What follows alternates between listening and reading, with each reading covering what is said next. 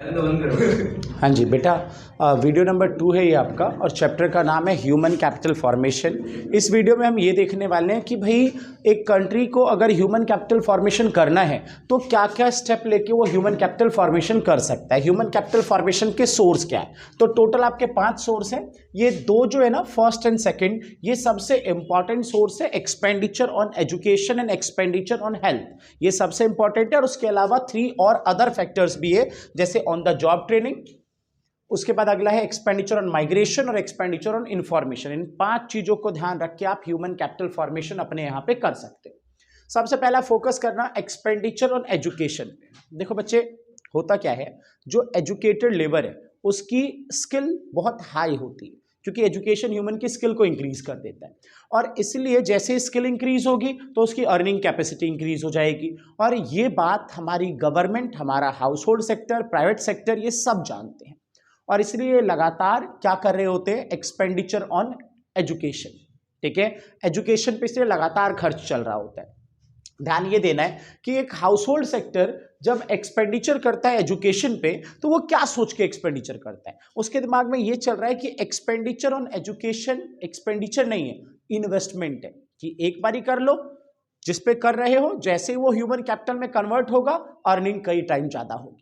ठीक है, अच्छा, गवर्नमेंट भी एक्सपेंडिचर कर रही होती है एजुकेशन पे। गवर्नमेंट क्या सोच के एक्सपेंडिचर कर रही है कि एक बार गवर्नमेंट ने जो एक्सपेंडिचर कर दिया है किस पे, एजुकेशन पे, तो उससे बंदे की स्किल बढ़ेगी। और देश में जितने ज्यादा स्किल लेबर होंगे तो कंट्री की जीडीपी उतनी तेजी से क्या होगी, एक्सेलरेट होगी, उतनी तेजी से बढ़ेगी। तो इसलिए एक्सपेंडिचर ऑन एजुकेशन सबसे इंपॉर्टेंट पॉइंट है ह्यूमन कैपिटल फॉर्मेशन के लिए। ध्यान देना क्या क्या है हमारे पास। देखो क्या लिखा है, proper utility of man power depends on a system of education and training. अगर आप चाहते हो कि आपकी कंट्री की जो मैन पावर है उसका प्रॉपर यूटिलिटी हो पाए, तो आपको उनको एजुकेशन और ट्रेनिंग देना पड़ेगा। Point number first. फिर देखो क्या लिखा है, labour skill of educated person is more than uneducated person. जो एजुकेटेड पर्सन होगा उसकी जो स्किल होगी वो ज्यादा होगी किससे, अनएजुकेटेड पर्सन से। मतलब एजुकेटेड जो है वो ज्यादा स्किलफुल होता है और अनएजुकेटेड जो है वो कम स्किलफुल होता है। फिर अगली बात पे अगर आप ध्यान दोगे तो person which enable him generate more income. अगर आप एजुकेटेड हो तो आपके अंदर स्किल ज्यादा है तो आपकी इनकम क्या हो जाएगी, बढ़ जाएगी, है ना। उसके अलावा educational opportunity accelerate the developmental process. जैसा कि मैंने आपको बोला कि अगर एजुकेशन है, कंट्री के जितने लोग हैं सब एजुकेटेड है, तो सबके पास स्किल ज्यादा है, सब ज्यादा अर्न करेंगे, और जब सब ज्यादा अर्न करेंगे तो कंट्री की जीडीपी क्या होगी, बढ़नी शुरू हो जाएगी। Expenditure spending on education by individual similar to spending on capital goods by a company. एक इंडिविजुअल उस सोच के साथ पैसे खर्च कर रहा है एजुकेशन पे जिस सोच के साथ एक कंपनी कर रही है। कंपनी कोई मशीन क्या सोच के लाती है कि हम मशीन ले आए, उससे हमें कई साल तक बेनिफिट होगा, कई साल तक वो प्रोडक्शन में हेल्प करेगा, हमारी इनकम बढ़ाएगा। तो उसी सोच के साथ एक फैमिली, एक इंडिविजुअल एजुकेशन पे पैसे खर्च कर रही है कि एक बार ही हमने जो एजुकेशन पे खर्च किया वो कई साल तक हमारे लिए क्या हो जाएगा, जैसे ही हम जिस पे खर्च कर रहे हैं, ठीक है, वो ह्यूमन कैपिटल बन गया तो कई साल तक अर्निंग बढ़ जाएगी। उसके अलावा ध्यान देना, increase future income and raising the standard of living. जैसे कि मैंने बोला कि इंडिविजुअल इस सोच के साथ पैसे खर्च कर रहा है कि एक बार ही ह्यूमन कैपिटल बनते ही लिविंग स्टैंडर्ड और इनकम दोनों ही बढ़ जाएंगे। तो इन बातों पे ध्यान देना है। उसके अलावा कई बार ऐसा हुआ कि 4 to 6 मार्कर में सेपरेटली आपसे एक क्वेश्चन पूछा गया कि contribution of economic growth. Economic growth में एजुकेशन का, जो एजुकेशन है उसका एक इकोनॉमी के ग्रोथ में क्या कंट्रीब्यूशन है। तो यही ध्यान दें, 5 पॉइंट्स आपके सामने लिखे हुए हैं। पहला, हायर अर्निंग कैपेसिटी, एजुकेशन आपके कमाने की कैपेसिटी बढ़ा देता है।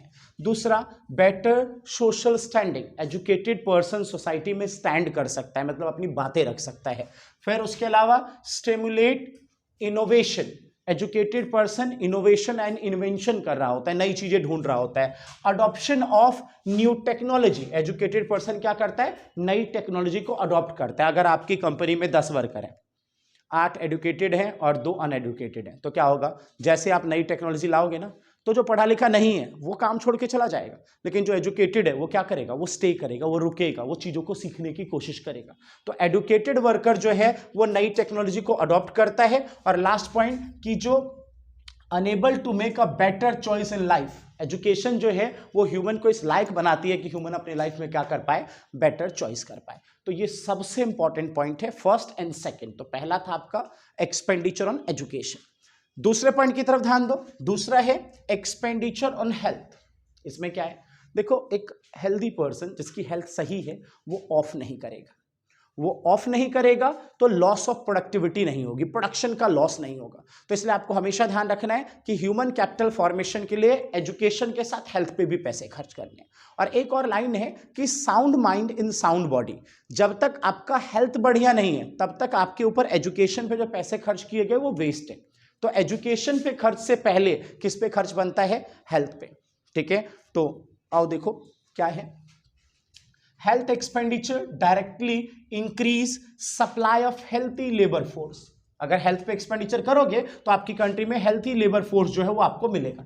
लेबर फोर्स, काम करने वाले लोग जो हैं वो हेल्थी होंगे। क्या फायदा होता है, जो स्किल लेबर होता है वो कंपेयर टू, मतलब अब्सेंट कम करता है किसके कंपैरिजन, सिक लेबर के कंपैरिजन। जो सिक लेबर है, जो बीमार लेबर है वो छुट्टियां बहुत करेगा, लेकिन जो हेल्थी लेबर है वो क्या करेगा, बहुत कम ऑफ करेगा। ठीक है, उसके अलावा it build and maintain productive labour force. ठीक है, जैसे कि मैंने बता दिया कि अगर हेल्दी लेबर है तो ऑफ नहीं करेगा तो मतलब आपकी कंपनी को, आपकी कंट्री को लगातार प्रोडक्टिव लेबर फोर्स मिल रहा है, और प्रोडक्टिव लेबर फोर्स मिल रहा है तो लॉस ऑफ प्रोडक्टिविटी नहीं हो रही है। ठीक है, अब इस बात पे ध्यान दो कि हम हेल्थ पे कितने तरीकों का खर्चा करेंगे ताकि हमें हेल्दी लेबर फोर्स मिले। तो 5 टाइप का एक्सपेंडिचर होता है, आपको ये पता होना चाहिए। पहला, प्रिवेंटिव मेडिसिन, मतलब बीमार होने से पहले ही वैक्सीनेशन करके और आप बंदे की वो बीमार होने से बचा सकते हो। जैसे कि कोविड-19 का सबने पहले ही वैक्सीनेशन करवा लिया था, प्रिवेंटिव। बीमार हो गए, फिर आपको कुछ मेडिसिन दी गई, क्यूरेटिव मेडिसिन। आपको अवेयर किया गया कि भाई सैनिटाइजर यूज करना है, मास्क पहनना है, तो यहाँ पे कोरोना में सोशल डिस्टेंसिंग मेंटेन करना है, तो गवर्नमेंट अवेयरनेस पे जो पैसे खर्च कर रही थी, इट्स कॉल्ड सोशल मेडिसिन। ठीक है, क्लियर बात। उसके अलावा provision for clean drinking water and, मतलब provision for clean drinking water, ये भी ध्यान रखें, साफ पानी ना पीना बीमार होने के पीछे की बहुत बड़ी वजह होती है। तो गवर्नमेंट क्लीन ड्रिंकिंग वाटर देने पर भी जो है पैसे खर्च करती है। मैंने आपको बताया भी था कि इंडिया अपने यहाँ पे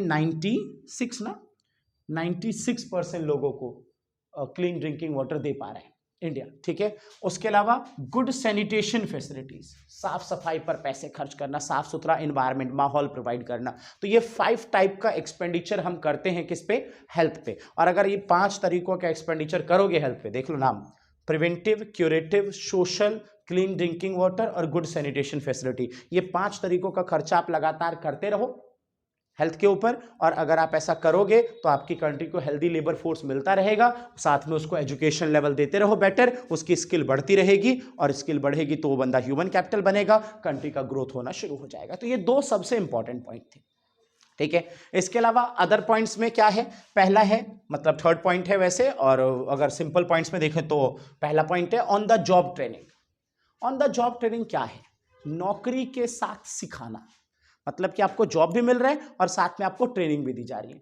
चीपेस्ट एंड बेस्टेस्ट वे है ये लर्न करने का, चीजों को सीखने का सबसे सस्ता और सबसे फास्टेस्ट तरीका है ऑन द जॉब ट्रेनिंग। ठीक है, एक कंपनी करोड़ों रुपए खर्च कर दे रही है अपने फिजिकल कैपिटल पे, मशीनरीज पे, लेकिन उस फिजिकल कैपिटल का बेस्ट यूटिलाइजेशन कौन करेगा, ह्यूमन कैपिटल। तो इसलिए कंपनी क्या करती है, जैसे ही वर्कर को हायर करती है, कहते हैं चल भाई तेरे को ट्रेनिंग देते हैं, पहले हम तेरी ट्रेनिंग पे पैसे खर्च करेंगे, जब तू ह्यूमन कैपिटल बन जाएगा, जब तेरी स्किल इंप्रूव हो जाएगी, फिर हम तुझे अपने मशीन के पास ले जाएंगे, फिर तू मशीन के साथ काम करियो, और फिर इस तरीके से हमारा जो मशीन है, जो हमारा फिजिकल कैपिटल, उसका बेस्ट यूटिलाइजेशन हो पाएगा।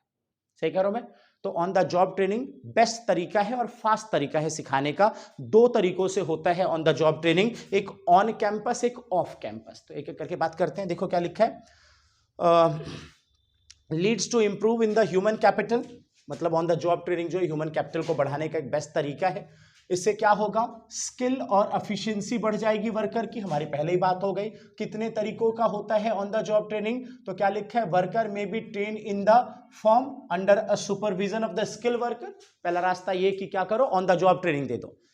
एक बंदा है जो पहले से स्किल है, उसके पास जो नया सीखने वाला बंदा है उसको ला के छोड़ दो फैक्ट्री में, फैक्ट्री में वो जो मेन बंदा है वो काम करेगा और उसको देख देख के जो नया बंदा है ये सीखेगा।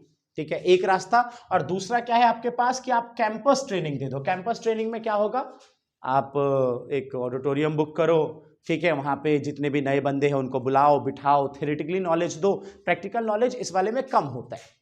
प्रैक्टिकल नॉलेज जो है ऑफ कैंपस में कम होता है, प्रैक्टिकल नॉलेज ऑन कैंपस में ज़्यादा होता है। मतलब कि काम के साथ साथ आपको यहाँ पे सिखाएंगे, सुपरवाइजर सिखाएंगे। ठीक है बात। तो इन दो तरीकों से हो सकता है ऑन द जॉब ट्रेनिंग। अच्छा, एक बात और ध्यान रखें, जब कोई company on the job training देती है ना, तो लगे हाथों अपने वर्कर से एक एग्रीमेंट साइन करवा लेती है कि तुझे एक स्पेसिफिक पीरियड तक हमारे साथ काम करना है। क्यों? क्योंकि तुझे वर्कर, तू तो नॉर्मल था ना, अब तेरी स्किल को बढ़ाने में हमने पैसे खर्च किए, तब जाके तो ह्यूमन कैपिटल बना है, तो तेरे ऊपर जितने हमने पैसे खर्च किए वो हमें रिकवर भी तो करना है। तो रिकवर कब होगा? जब तू एक स्पेसिफिक पीरियड तक हमारे पास काम करेगा। तो बहुत सारी कंपनी ऐसा करती है कि ऑन द जॉब ट्रेनिंग देने से पहले वर्कर से एग्रीमेंट साइन करवा लेती है। ठीक है, लास्ट लाइन देखो क्या लिखा हुआ है, return on such training, expenditure on such training. ठीक है, इस ट्रेनिंग पे जो पैसे खर्च होते हैं ना, जो एक्सपेंडिचर आता है, उससे ज्यादा इस ट्रेनिंग से जो है रिटर्न मिलता है। तो हाँ बिल्कुल मिलेगा, बस एक ही बात का ध्यान रखना है कि जिस वर्कर को आपने ट्रेनिंग दिया है वो रुके आपके यहाँ पे। वो रुकेगा कब? जब आप उससे एग्रीमेंट साइन करवा लोगे तो रुक जाएगा।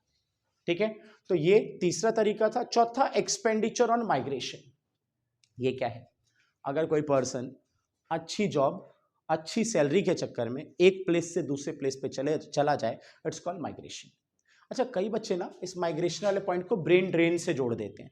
ब्रेन ड्रेन का मतलब होता है कि आप ह्यूमन कैपिटल बन गए थे, उसके बाद अपनी कंट्री छोड़ के चले गए। ठीक है, माइग्रेशन का ये मतलब नहीं है। माइग्रेशन का मतलब है कि आप गए ही सीखने हो। ठीक है, सीख के वापस कंट्रीब्यूट आप अपनी कंट्री की जीडीपी में करोगे। ठीक है, तो अगर अच्छी जॉब और अच्छी सैलरी के चक्कर में कोई पर्सन एक प्लेस से दूसरे प्लेस पे जा रहा है, it's called expenditure on migration. ठीक है, दो तरीकों का माइग्रेशन होता है, एक रूरल टू अर्बन, गांव से शहर, अनस्किल्ड वर्कर जो होता है वो गांव से शहर आ रहा है। दूसरा अर्बन टू फॉरेन, जो स्किल्ड वर्कर है, डॉक्टर, इंजीनियर, ये कहां जा रहे हैं? ये आपके शहरों से कहां जा रहे हैं? फॉरेन कंट्री में। और एक बात और पता होनी चाहिए आपको कि जब कोई बंदा माइग्रेट होता है ना, तो माइग्रेशन पे दो तरीकों का वो कॉस्ट बियर करते हैं। एक जाके वहां पे जाने का खर्चा, मतलब ट्रांसपोर्टेशन कॉस्ट, और दूसरा वो महंगी जगह है ना उसके लिए, गांव वाले के लिए शहर महंगा है, शहर वाले के लिए फॉरेन महंगा है, तो उस महंगी जगह पे जाके रहने का कॉस्ट, मतलब लिविंग कॉस्ट।